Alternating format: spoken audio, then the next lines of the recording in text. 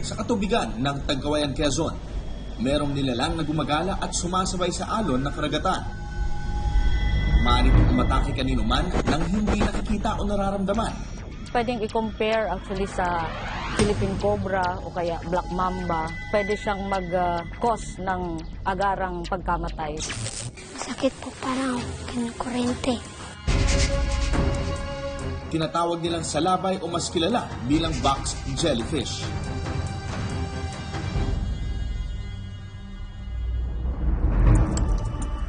Isang uri ito ng invertebrate na kumakain ng plankton at maliliit na isda. Ginagamit nila ang kanilang sting bilang defense mechanism at panghuli ng kanilang makakain.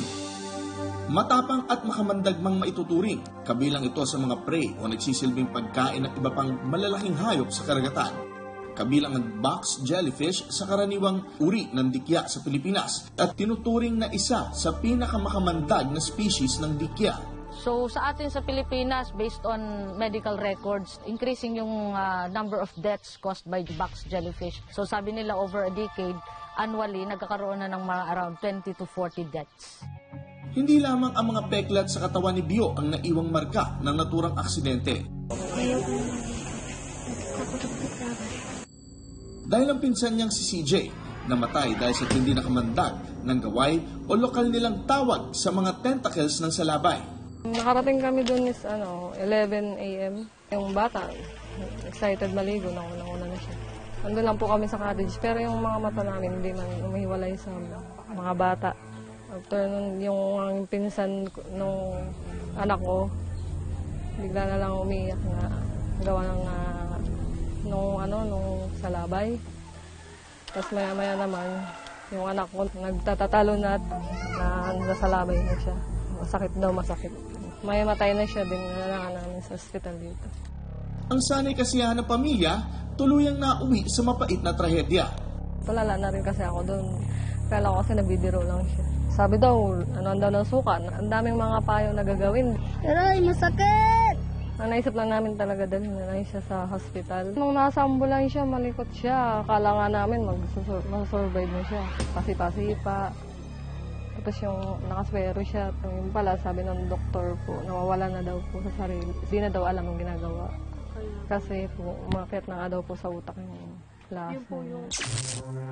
Ayon sa medical report, anaphylactic shock due to jellyfish sting ang dahilan ng pagkamatay ni CJ. Ito ang matinding allergic reaction ng katawan sa karaniwang nakukuha sa agat ng mga insekto, pagkain o anumang bagay na maaaring maging allergic ang isang tao. Kung pagbabasihan ng kwento ng kanyang ina, halos nasa 3 oras lamang ang itinigal ni CJ mula nang ito'y atakihin ng salabay. Dito po muna namin dinala yan sa hospital namin. Oxygen po siya. Tapos, inanuhan pa rin yata ng suka. Nagpabili pa ng suka sa amin. Tapos sabi nga itatransfer daw sa Naga kasi wala daw po silang gamit. Sabi nga po ng doktora sa Naga kung may gamit daw po dito para sa pangkuha daw ng laso na yun. Doon na rin po sa Naga yan nabawian ng buhay. Yung jellyfish kasi pag na-sting ka niyan, yung nematocysts, talagang tatakbo agad dyan sa blood vessels. So mainly siguro masasabi natin na yung una-unang tinatamaan ay yung nervous system. Kaya yung ibang yung ibang pasyente nagsasuffer agad ng anaphylactic shock. Isa sa pinupuna ng kanilang pamilya ang kawalan ng paalala ng beach resort na kanilang pinuntahan tungkol sa mga salabay. Unang-una wala silang warning na gano'n. May mga bata pong nag-swimming. Dapat may warning din sila. Kamusta po yung pag-uusap ninyo?